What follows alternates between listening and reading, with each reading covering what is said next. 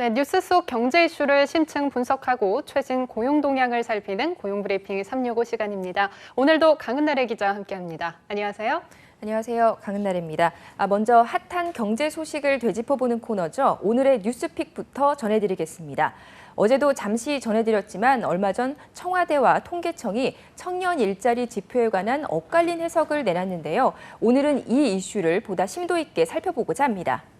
네, 지난 19일이죠. 이 정태호 청와대 일자리 수석이 발언한 내용과 관련해서인 것 같은데 청와대는 청년 일자리에 대해서 장밋빛 전망을 내놨는데 통계청은 좀 달랐어요.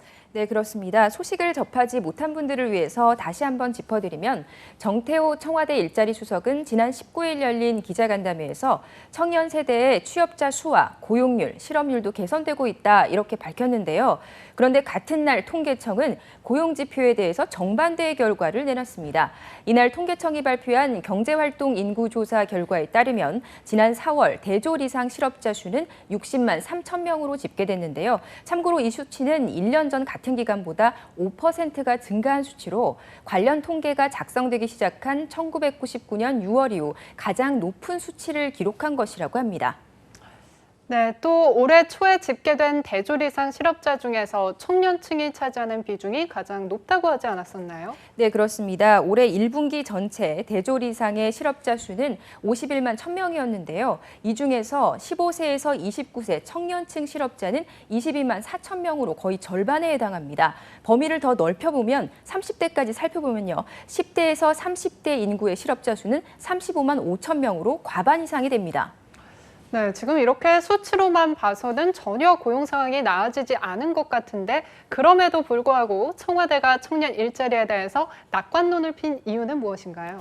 네, 청와대 입장은 이렇습니다. 20대 후반 취업자가 8개월 연속 증가했던 데다가 고용률도 지난해 같은 기간과 대비해서 1%포인트 가까이 상승했으니까 청년의 고용 상황이 나아지고 있다는 겁니다. 실제로 청와대 이야기대로 고용 상황이 조금 나아졌나요? 일단 취업자 수로만 보면 그렇습니다. 지난 4월 15세에서 29세 청년층 취업자 수는 지난해 같은 기간보다 4만 8천 명 늘면서 8개월 연속 증가했는데요. 청년층 인구는 지난해보다 8만 1천 명이 감소했지만 20대 후반을 중심으로 취업자가 늘면서 청년 고용률도 0.9%포인트 증가한 것으로 조사됐다고 합니다. 네, 그렇군요. 이 취업자 수만 보면 정부의 전망이 맞는 것 같은데 문제는 실업자 수인 것 같습니다. 취업자가 늘었는데 실업자 수도 함께 늘었다니 다소 역설적인 상황이라는 생각도 드는데요. 네, 이 부분에 대해서 청와대와 통계청은 다소 오해가 있다는 입장인데요. 4월에 유독 실업자 수가 많았던 이유에 대해서 지난해 3월에 있었던 지방공무원 채용이 올해는 4월로 잡혔기 때문이다라는 겁니다. 원래 공무원 시험을 준비하는 이른바 공시생들은요, 시험을 준비하는 기간에는 취업도, 실업도 아닌 상태이기 때문에 비경제 활동 인구에 속해 있는데요. 그런데 시험 원서를 접수하면서 경제 활동 인구에 포함되고 실업자로 분류됐다는 거죠. 얼마나 많은 인원이 공무원 시험에 응시를 했길래 이 청년 실업자 현황을 악화시킬 정도로 영향을 준 건가요? 네, 통계청에 따르면 올해 공무원 시험 접수 인원은 37에서 38만 명으로 지난해보다 17만 8천 명이 많았다고 합니다. 실제로 결코 적지 않은 숫자였습니다. 네, 들어보니까 상당히 많은 숫자인 것 같습니다. 그렇다면 공무원 시험이 실업자 수에 영향을 많이 줬다는 정부 입장을 그대로 받아들여도 될까요?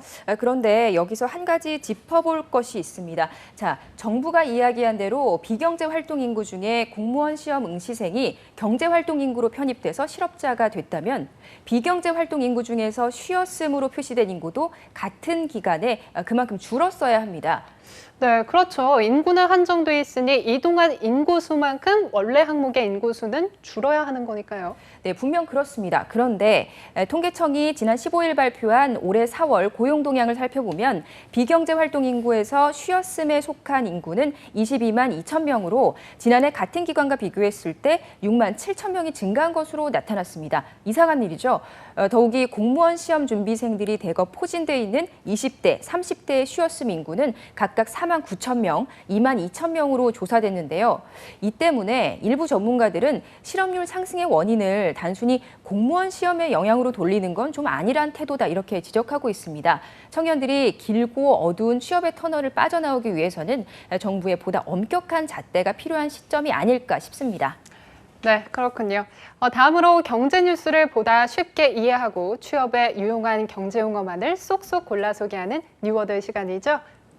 네, 오늘의 뉴워드는 바로 애자일 조직입니다. 최근 기업과 관련한 뉴스를 보면 애자일 조직으로 변해야 한다. 애자일 조직의 형태로 나가고 있다. 이런 애자일 조직이라는 단어가 포함된 기사를 자주 보실 수 있을 겁니다.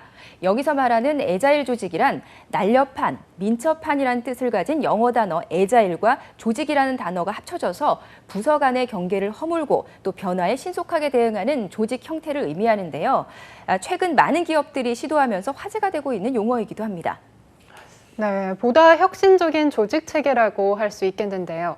그렇다면 우리가 아는 기업들 중에 이러한 애자일 조직 문화를 실천하고 있는 기업들이 있나요?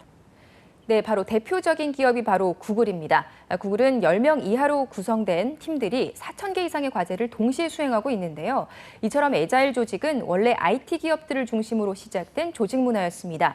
소프트웨어를 만들면서 문제점을 발견했을 때 상부에 보고하며 협의되는 시간을 줄이기 위해서 개발자들이 스스로 조직의 리더가 돼서 문제를 수정하는 민첩한 조직 형태가 성과를 보이면서 IT 기업뿐만 아니라 다른 업계의 기업들에게도 영향을 미치게 된 겁니다.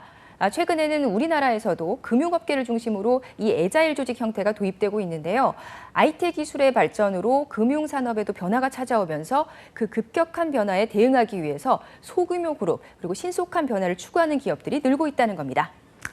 네, 애자일이라는 용어까지 살펴봤습니다. 오늘도 유익한 소식 감사드립니다. 지금까지 고용브리핑 365였습니다.